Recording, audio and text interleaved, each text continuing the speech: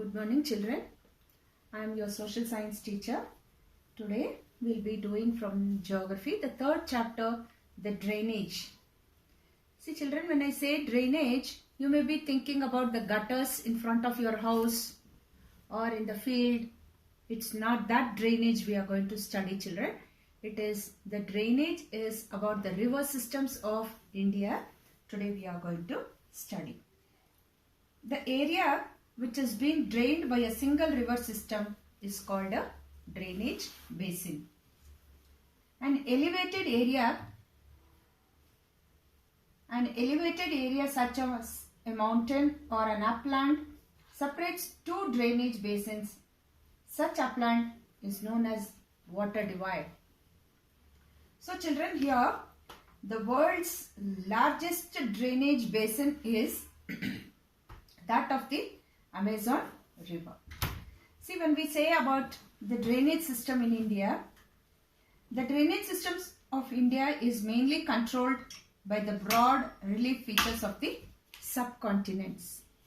In the first chapter, I have told you what is subcontinents and which are the subcontinents of India we have studied children.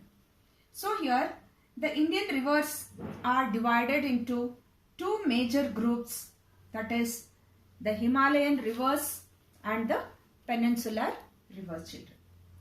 Most of the Himalayan rivers are perennial. What is the meaning of perennial is they last for a very long time, they exist or they last for a very long time children, and therefore they have water throughout the year. It is not that it depends only for the rainy season. No.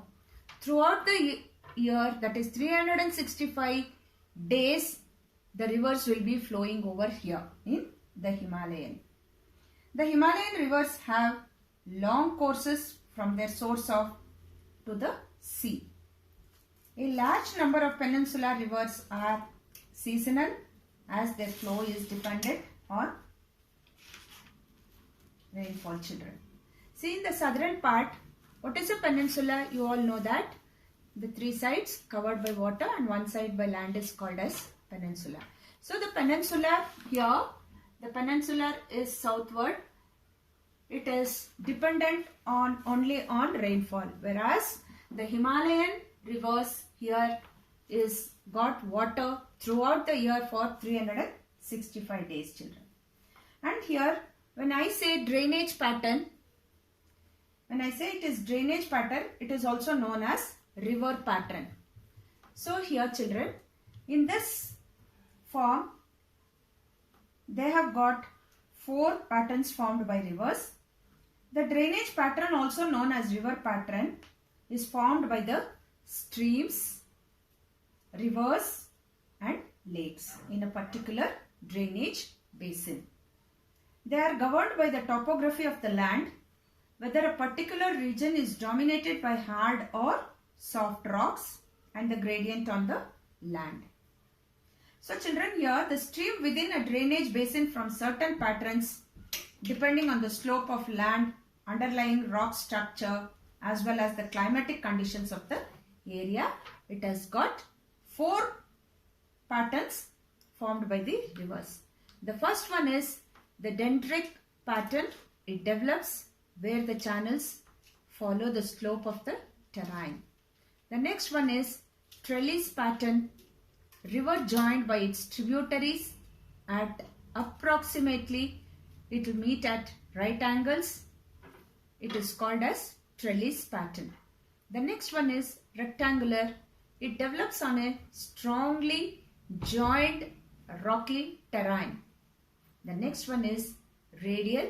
It develops when streams flow in different directions from a central peak or dome-like structure children. This is about the four patterns formed by the river system. Coming back here, the term water divides with its examples I will tell you children. An elevated area such as a mountain or an upland that separates two drainage basins is known as water divide. The Western Ghats is a water divide of peninsular rivers. The significance of water divides is that it helps us to identify two different drainage patterns, children. The next one is, I'll be now going back to the Himalayan rivers. Can anybody tell me what is about the main features of Himalayan rivers here is? A river along with its tributary is called a river system, I have told you. It has got some characteristics. River Indus rises in Tibet. See children, the major Himalayan rivers are the Indus, the Ganga and the Brahmaputra. These rivers are long and joined many large and important tributaries. A river along with its tributaries is called a river system. The major river systems are these three. Before that, I'll tell you what is the main features of Himalayan mountains. River Indus rises in Tibet near Manasa Sarovara Lake. Its total length will be, children, 2,900 km and is one of the longest rivers of the world.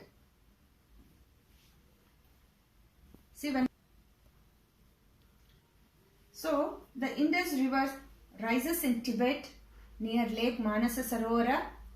Flowing west, it enters India in the Ladakh district of Jammu and Kashmir. See children, here the river has several tributaries such as the Zaskar, Nabra, Shyok and Hunsa. These are the rivers that has several tributaries. It will be following from the Indus. The Indus flows southwards, eventually reaching the Arabian Sea with a total length of 2,900 km. The Indus is one of the longest rivers of the world.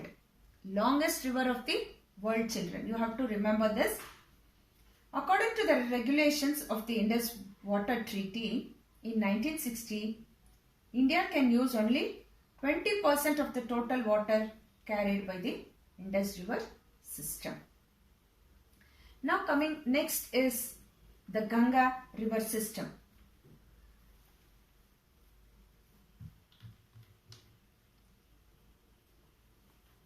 The headwaters of the Ganga is called the Bhagirathi.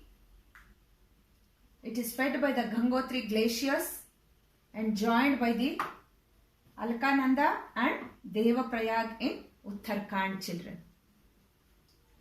The Ganga is joined by many tributaries from the Himalayas such as the Yamuna, the Ghagra, the Gandak and the Kosi. These are all small rivers which join the main Ganga river, children. The main tributaries which come from the peninsular uplands are the Chambal, the Batwa and the San. Here, the river bifurcates in West Bengal and the Bhagirathi. River Hooghly flows southwards through the deltic plains into the Bay of Bengal. Then, the delta formed by the Ganga and the Brahmaputra rivers is known as the Sundarban Delta. The Sundarban Delta is the world's largest and fastest growing delta. It is also the home of the Royal Bengal tiger. The length of the river Ganga is over 2,500 km. See children, the previous one, the Indus is 2,900 km. The Ganga river is 2,500 km. The next one is the Brahmaputra river basin. The Brahmaputra rises in Tibet, east of Manasa Sarovara Lake, very close to the sources of the Indus and the Sutlej. Brahmaputra is known as Sangpo in Tibet and Jamuna in Bangladesh. See, even in these two countries, that is in Tibet and Bangladesh, it has got different names. So the Brahmaputra has a braided channel in its entire length in Assam and forms many riverside islands. Every year, during the rainy season, the river overflows its banks, causing widespread devastation, due to floods in Assam and Bangladesh, children. So this is about the three river systems. I have told you about the Indus, the Brahmaputra and the Ganga river system. I have told you, children. See, when I say in between this Gangotri and Ganga, the difference between these two river systems is Ganga river system it is a Himalayan river. At Haridwar, the Ganga emerges from the mountains onto the plains. The length of the Ganga river system is 2500 km. Its tributaries are Ghagra, Kosi, Ghandak, San, Bhatwa, Chambal. These are the tributaries, children, here. These are perennial. These rivers are called as perennial because they last for a very long time and they exist there for a very long time. And they have long courses from their source to the sea, and they perform intensive erosion activity in their upper course and carry huge load of silt and sand. So this is the main features of the three river system. I have explained about the Himalayan river system, children, and in my next class I will be explaining about the peninsular river system.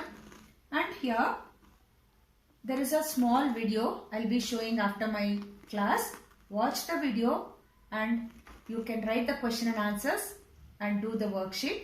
All the best, children. Thank you. Do well.